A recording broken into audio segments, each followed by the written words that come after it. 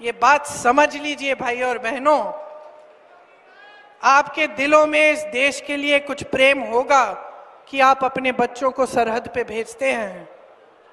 एक भावना होगी देशभक्ति की, नौटंकी की नहीं जो आपके सामने ये लोग दिखाते हैं, नौटंकी की नहीं, असली देशभक्ति की भावना। मैं ज्यादा इन चीजों के बारे में बात नहीं करती, लेकिन मैं आपको बता सकती हूं कि 19 साल की उम्र में जब मैं अपने शहीद पिताजी के टुकड़े घर लाई तो मैं नाराज थी इस देश से, मैं नाराज थी।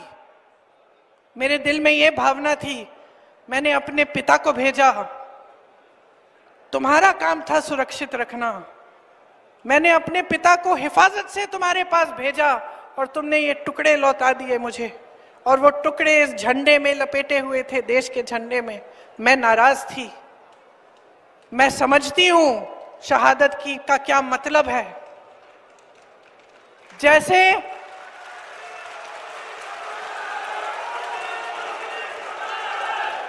आज मैं 52 साल की हूं, आज मैं 52 साल की हूं, पहली बार मैंने ये चीज सार्वजनिक ऐसे मंच पे कही है। लेकिन वो जो नाराजगी थी मेरी, आस्ते आस्ते मैं समझी कि उस तरह की जो नाराजगी होती है वो सिर्फ उससे होती है जिससे प्रेम करते हैं हम। मेरे देश के लिए मेरे दिल में कितना प्रेम है, मैं कैसे समझाऊं। जब मोदी जी मंच पे खड़े होकर मेरे पिता को देशद्रोही बोलते हैं, जब मोदी जी कहते हैं कि मेरे पिताजी ने कोई कानून बदल दिया अपनी मां से विरासत लेने के लिए, तो मेरे दिल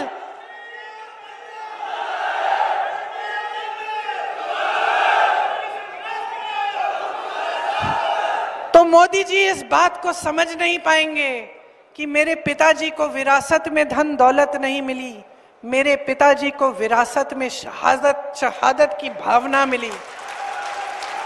आप समझ सकते हैं, आप समझ सकते हैं। इस देश के किसान हो, इस देश की मिट्टी आपने सींची है अपने पसीने से, अपने अपने बेटे भेजे हैं सरहद पे।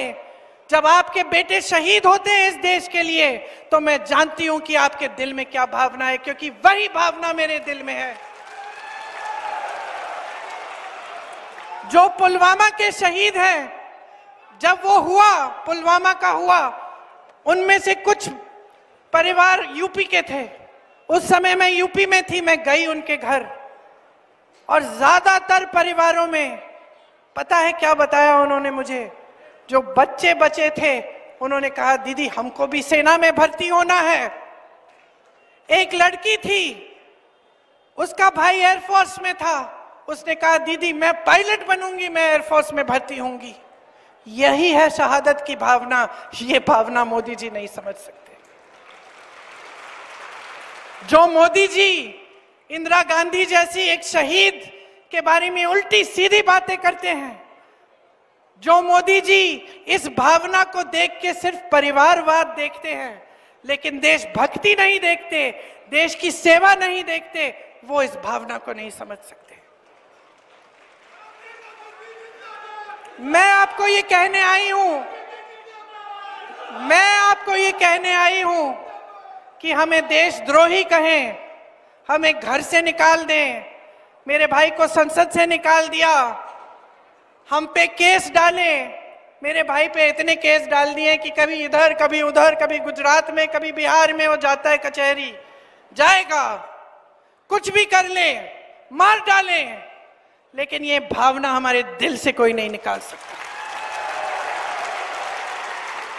और क्योंकि हमारे दिल में ये भावना है, इसीलिए आज आपके सामने खड़े होकर मैं आपसे एक आग्रह करने आई हूं। मैं आपसे वोट मांगने नहीं आई हूं, मैं आपसे आग्रह करने आई हूं कि देश की जनता हो, देश की जनता हो, सर्वोपरि हो, जागरूक हो जाओ। जो टीवी पे दिख रहा है, जो रोज रोज सिखाया जा रहा है, जो रोज रोज दिखाया जा रहा है, जो प्रचार किया जा रहा है, जो बड़ी बड़ी होर्डिंग्स लग रही हैं, वो सच्चाई नहीं है।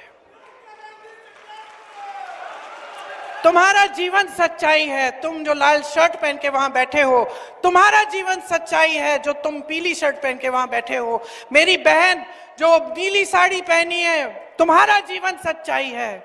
सच्चाई वो है जो तुम जी रहे हो। सच्चाई महंगाई है, सच्चाई बेरोजगारी है, सच्चाई एक सरकार है जिसके हित में इस देश का गरीब नहीं रहा। इस सच्चाई को पहचानो। ये देश किस दिशा में जा रहा है।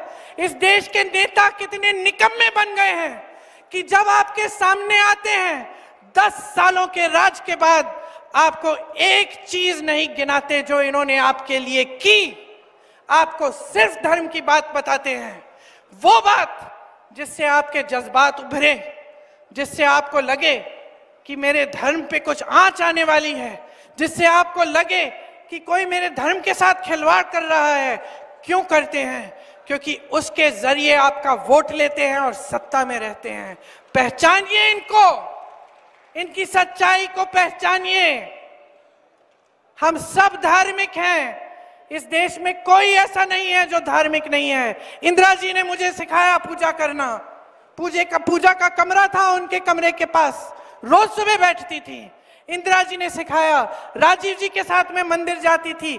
मेरी माँ जो यहाँ आई विदेश से, यहाँ की परंपराएं सीखी, उन्होंने मुझे सिखाया धर्म क्या होता है, हिंदू धर्म क्या है। हिंदू धर्म सत्य है। ये देश, इस देश का आधार सत्यमेव जयते है। हम जान देते हैं, हम सरहद पे जाते हैं तो सत्यमेव जयते नाम मुंह में लेकर, हम ये लफ्ज मुंह में लेकर जाते हैं, दिल में लेकर जाते हैं। और ये लोग आपके साथ खिलवाड़ कर रहे हैं। जब जब चुनाव आता है इनकी बातें सुनिए। कभी कहते हैं कि कांग्रेस पार्टी आपका मंगलसूत्र चुराने वाली है, कभी कहते हैं कि एक्सरे लेकर, एक्सरे मशीन, मोदी जी कह रहे हैं, देश के प्रधानमंत्री। मुझे तो यकीन ही नहीं हुआ, मैंने टीवी यूं घुमाया कि हो सकता है कुछ गलती है। आपको कहते हैं कि एक्सरे मशीन लेके कांग्रेस पार्टी आपके घरों में घुस के आपके मंगलसूत्र, आपका सोना, आपकी संपत्ति ले जाएंगे। ऐसी फिजूल की बात आपने सुनी है? 55 सालों के लिए कांग्रेस पार्टी की सरकार चली इस देश में। कभी किसी ने आपके मंगलसूत्र चोरी किए? कभी किसी ने आपके घर में घुस के आपका सोना चोरी किया? इंदिरा जी ने अपना सोना दिया देश के लिए जब जंग थी। मेरी मां का मंगलसूत्र इस देश को कुर्बान है। कोई कांग्रेस पार्टी आपका कुछ छीनने वाली नहीं है। इंदिरा जी ने पट्टे दिलवाए गरीबों को। इन्होंने ये सिलसिला बंद किया पट्टे दिलवाने का। जमीन छीन के बड़े बड़े खरबपतियों को दी। अभी मैं छत्तीसगढ़ के कोरबा से आई हूं, वहां कोयले का खदान था, जमीन थी गरीबों की, जमीन भी ली, खदान भी लिया, दे दिया खरबपति मित्रों को। आज रोजगार नहीं मिल रहा है वहां पे लोगों को। और ये कहते हैं कि हम आके आपकी चोरी करेंगे। समझ लीजिए कि क्या हो रहा है देश में। आज तो उन्होंने इससे भी बड़ी बात कह दी। सुनिए, ये देश के प्रधानमंत्री हैं, उनके पद की गरिमा है, एक गंभीरता है। उस पद पे ऐसे ऐसे महापुरुष बैठे हैं जो शहीद हुए देश के लिए, जो आपके सामने आकर इधर उधर की उल्टी सीधी बातें नहीं करते थे। और ये प्रधानमंत्री जी नरेंद्र मोदी जी आज इस देश की जनता के सामने आकर कहते हैं, आज ही की बात है, कि सावधान रहो, अगर तुम्हारे पास 2 भैंस हैं तो कांग्रेस पार्टी आके एक भैंस चुरा देगी। बताओ। मैं चुनौती देती हूं मोदी जी को। ये जो आवारा पशु की समस्या इन्होंने बना रखी है ना पूरे यूपी में, मध्य प्रदेश में, एक आध भैंस इकट्ठी करके गौशाला में रख लें, बंद करवाएं ये सब जो आवारा पशु की समस्या है आपकी। गौशालाएं बनाएं, गौशालाओं को मजबूत बनाएं, जैसे छत्तीसगढ़ में कांग्रेस की सरकार ने किया। मालूम है आपको, कांग्रेस की सरकार ने छत्तीसगढ़ में ऐसी गौशालाएं बनाए जिसमें से महिलाओं को आमदनी मिल रही थी, गोबर खरीद रही थी सरकार, ताकि उन जानवरों की भी देखभाल अच्छी तरह से हो और आपको भी समस्या ना हो। बात यह है कि जब नीयत ठीक होती है तो नीति भी ठीक होती है, जब नीयत गलत होती है तो नीतियां भी गलत होती हैं। आज नीतियां इस आधार पे नहीं बन रही हैं कि आज का आम आदमी, इस देश का साधारण व्यक्ति कैसे जी रहा है, क्या संघर्ष कर रहा है। आज सरकार की नीतियां बड़े बड़े खरबपतियों के लिए बन रही हैं। अब मैंने खूब लंबी बातें कर ली, आपने बहुत ध्यान से मेरी बातें सुनी, मैं देख रही हूं। मैं आपसे सिर्फ ये कहने आई थी कि जागरूक बनो, गहराई से इन बातों को समझो। जो बेवकूफ बनाने की कोशिश कर रहा है उसको पहचानो।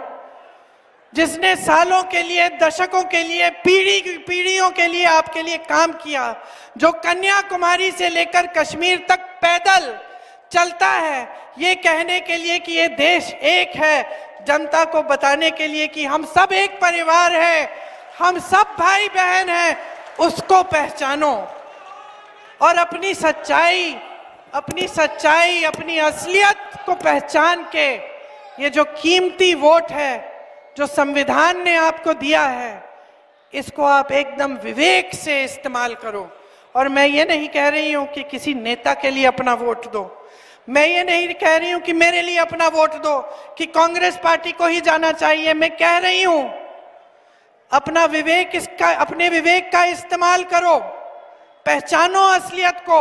और ये जो वोट है ना, ये अपने अधिकारों को मजबूत करने के लिए, अपने पैरों पे खड़े होने के लिए, अपने भविष्य को मजबूत बनाने के लिए, इस देश के भविष्य को बुलंद बनाने के लिए डालो, इस देश के संविधान को बचाने के लिए डालो, इस देश के अधिकार, आपके आरक्षण को बचाने के लिए डालो। ये आपका वोट बहुत कीमती है, इसको हल्के में मत लेना, इसको हल्के में मत लेना।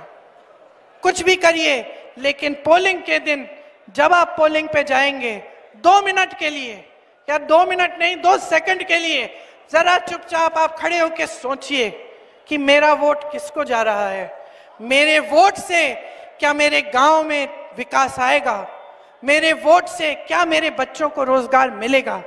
मेरे वोट से क्या ऐसी स्कीमें आएंगी जिससे मेरा फायदा होगा? कांग्रेस की बहुत सारी स्कीमें हैं। मैंने आपको कहा कि 30 लाख जो रोजगार है उनको भरने की स्कीम है, बहनों को 1 लाख रुपए सालाना देने की स्कीम है, लेकिन ऐसी बहुत सारी स्कीम है। और हम इसको गारंटी बोल रहे हैं। गारंटी इसलिए बोल रहे हैं क्योंकि हमने करके दिखाया है बहनों और भाइयों। कर्नाटका में आज महिलाओं को मिल रहे हैं हर महीने पैसे, बस यात्रा मुफ्त में कर रही हैं महिलाएं। तेलंगाना में आज जितनी भी गारंटी दी थी वो पूरी हो रही हैं। छत्तीसगढ़ में किसानों के कर्ज माफ कराए, क्योंकि हम आपको, आपके हित में काम करते हैं, हम आपकी सेवा करना चाहते हैं। ये मौका दीजिए। मैं जानती हूं कि जब आप अपनी समझदारी से, जागरूक होकर, पूरे विवेक से अपना वोट डालेंगे तो एक ही उम्मीदवार जीतेगा। यहां ये लो, नीतू सिकरवार, इधर आओ। मैं जानती हूं, क्योंकि बहुत हो गया है बहनों और भाइयों, बहुत देख लिया आपने, बहुत सुन लिया है। अब सच्चाई पे उतरो, इस देश को बचाओ और अपने भविष्य को बचाओ। जय हिंद। जोर से मेरे साथ बोलो एक बार, जय हिंद, जय हिंद, जय